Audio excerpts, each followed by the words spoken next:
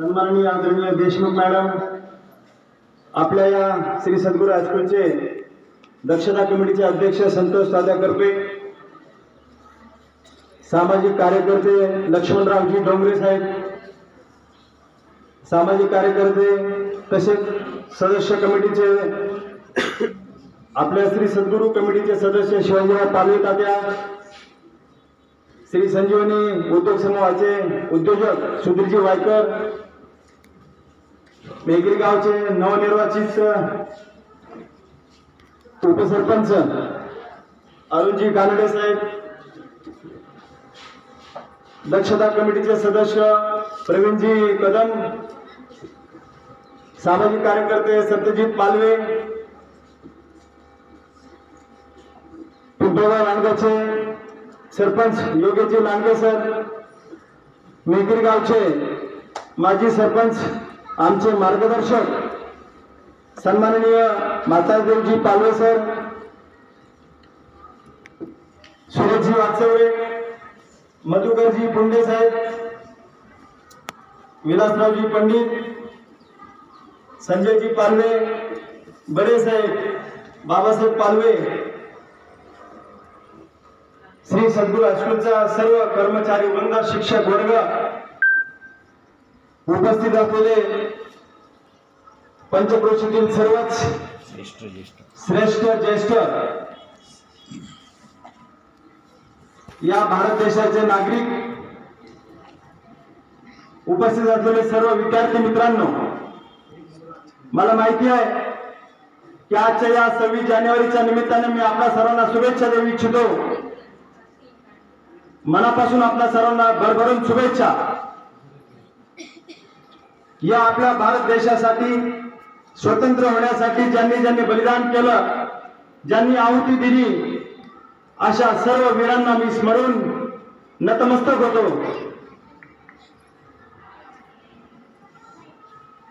मला या ठिकाणी बोलण्याची संधी दिली.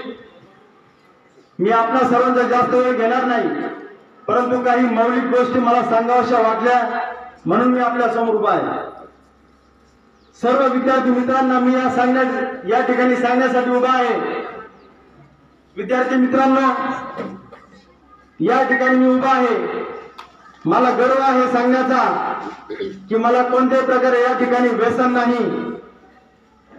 सामाजिक भान ठेवून समाजामध्ये वावरताना मला माझ्या गुरूंची सदैव आठवण येते. या श्री सद्गुरू हायस्कूलमध्ये शिकलो, लहानचा मोठा झालो. विद्यार्थी मित्रांनो, आपल्याला घडवण्यासाठी जसे आपले आई वडील कारणीभूत असतात, आपल्या शाळेतले गुरु कारणीभूत असतात, तसेच समाजामध्ये काम करणारे गुरु सुद्धा आपल्याला या ठिकाणी जीवन जगण्यासाठी मार्गदर्शन करणारे जसे संतोष तात्या करपे या ठिकाणी उपस्थित आहेत, त्यांनाही मी या ठिकाणी प्रणाम करतो. मित्रांनो, तुम्हाला सांगतो, मी ज्यावेळेस 5वी-6वीला होतो तेव्हापासून मेघरी गावामध्ये संतोष तात्या करपे हे आम्हा 5-25, 5-50 विद्यार्थ्यांना शाळा सोडल्यानंतर गावामध्ये बोलवायचे आणि आम्हाला व्यायामासाठी त्यांनी छंद लावून दिला. व्यायामाची आवड आमच्यामध्ये निर्माण केली आणि तेव्हापासूनच आम्हाला हे आपलं वय जसं जसं वाढत असतं तसं प्रत्येक बारीक गोष्टी समजून सांगण्याचा त्यांनी प्रयत्न केला आणि आम्हाला घडवण्याचा प्रयत्न केला. मित्रांनो, मला त्यांचं एक प्रेरणादायक पत्र या ठिकाणी पाहावयास मिळालं आणि माझ्या भावना जाग्या झाल्या की आपल्याला हे पत्र मी वाचून दाखवावं, म्हणून मी या ठिकाणी उभा आहे. मित्रांनो, मी त्यांचं पत्र आपल्या समोर वाचतोय. सगळेजण या ठिकाणी लक्ष देऊन ऐका. मुलांच्या बुद्धीला चालना देण्यासाठी वाचन, खेळ, निसर्गाचे अन्वेषण आणि सर्जनशील क्रियापालनामध्ये गुंतवणे यासारखे अनुभव प्रदान करावेत. त्यामुळे त्यांच्या मेंदूला चालना मिळते आणि शिकण्याची आवड निर्माण होते. मुलांच्या बुद्धीसाठी चालना देण्यासाठी काही उपाय त्यांनी सांगितलेले आहेत. मुलांना खेळ खेळण्यासाठी प्रोत्साहित करा. मुलांना निसर्गाचे अन्वेषण करण्यासाठी प्रोत्साहित करा. मुलांना सर्जनशील क्रिया कल्पनांमध्ये गुंतवा. मुलांना योग्य आहार द्या आणि मुलांना स्किन टाइम संतुलन करावा. आता मुलांच्या बुद्धीला चालना देण्यासाठी काही त्यांनी पदार्थ सांगितले. त्याच्यामध्ये काही बदाम असेल, अक्रोड असेल, हळद असेल, गाईचं तूप असेल, हिरव्या पालेभाज्या, डाळी, फळे, संत्रे हे आपल्या आहारामध्ये असावं.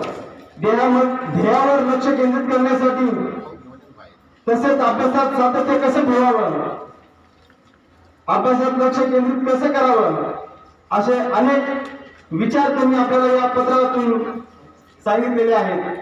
आणि शिवाय त्यांनी केलेले हे सर्व विचार त्यांनी स्वतः आत्मसात केलेले आहेत. मित्रांनो, तुम्हाला सांगतो की आज त्यांचा मुलगा पीएच करतोय. तुम्हाला दाखवून दिला कर्तव्य विभागीय खेळामध्ये, कुस्तीमध्ये तो तिथपर्यंत जाऊ शकतो. आपण का जाऊ शकत नाही? आपण स्वतः मनाशी ठरवण्याची गरज आहे की आपल्याला सगळ्याला रोजचा आपल्या आहाराचं नियोजन असेल, आपल्याला योगासनाचं नियोजन असेल, आपल्या सर्वांना आपल्या स्वतःमध्ये ते अंगीकारण्याची गरज आहे. मित्रांनो, यापुढं आपण सर्वांनी आपल्या आई वडिलांच्या आदेशाचं पालन करावं.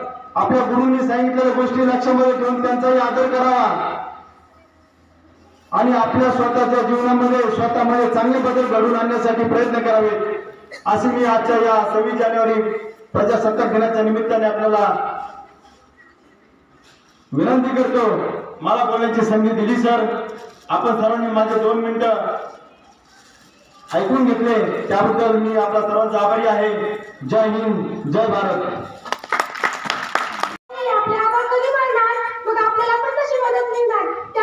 शिक्षण पण होईल आणि ताईचं लग्न पण.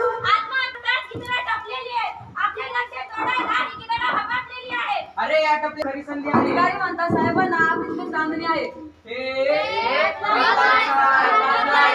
भारत देश बदलायचा आहे.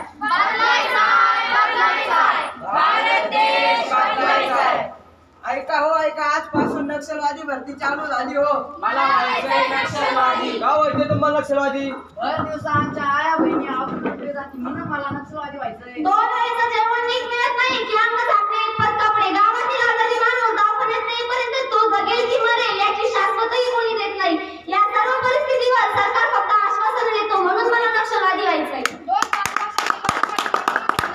आणि आमच्या गावावर लोणी खाणार मात्रांमध्ये धडा शिकवण्यामध्ये मन नक्षलवादी व्हायचंय. उच्च शिक्षणात पैसा खर्च करण्यापेक्षा देवधर्मात पैसा खर्च करणाऱ्या शासनाविरुद्ध लढण्यासाठी मला नक्षलवादी व्हायचंय. अरे कळे ना माणसाला भावना अस्वांची, अरे कळे ना माणसाला भावना अस्वांची. माणसात पसरले दहशत माणसांची, माणसात पसरले दहशत माणसांची. मनातील असून भावनेने माणूस मारला जातोय. अरे मनातील असून भावनेने माणूस मारला जातोय. या नक्षलवादीच्या हल्ल्यात आपला माणूस हरवला जातोय, आपला माणूस हरवला जातोय. सत्तेसाठी हबकलेल्या कोल्ह्यांमुळे आणि या देशाला बळी पडलेल्या तरुणांमुळे मला माझा भारत देश बदलायचा आहे.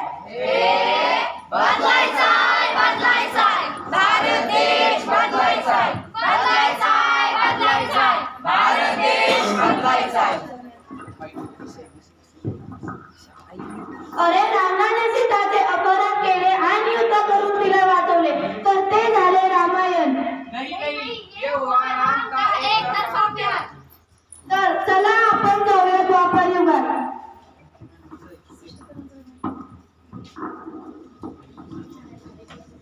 मेरे तुम्हें शादी करनी होगी. नहीं पिताश्री, मेरी शादी तो उस गिरिधारी नंदकिशोर से तय हो चुकी है. तुम उसके लिए कुछ भी कर सकती हो क्या? हाँ पिताश्री. Low P low. मला माझा भारत देश बदलायचा आहे, कारण अनेक महिन्यांवर अत्याचार होतात, म्हणून मला माझा भारत देश बदलायचा आहे. माझ्या भारत देशामध्ये कित्येक शेतकऱ्यांची आत्महत्या होते, म्हणून मला माझा भारत देश बदलायचा आहे. माझ्या भारत देशामध्ये कित्येक ठिकाणी बॉम्बस्फोट होतात, म्हणून मला माझा भारत देश बदलायचा माझ्या आहे. देशातील नागरिक माझ्या सैनिकांना ठेचून मारतात, म्हणून मला माझा भारत देश बदलायचा आहे.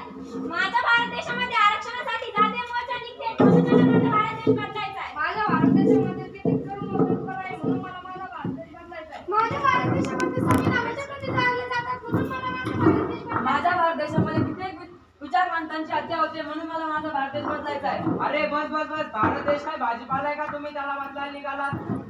हो, निघाव देशभक्तीला नोटावून माझ्या देशाची किंमत भाजपाला एवढी करणाऱ्या लोकांमुळे मला माझा भारत देश शिकायचं आहे. आणि म्हणून आता नवीन वर्ष विद्यार्थी सादर करत आहोत मला माझा भारत देश बदलायचा आहे. बदलायचाय बदलायचाय भारत देश बदलायचाय बदलायचाय बदलायचाय भारत देश बदलायचाय.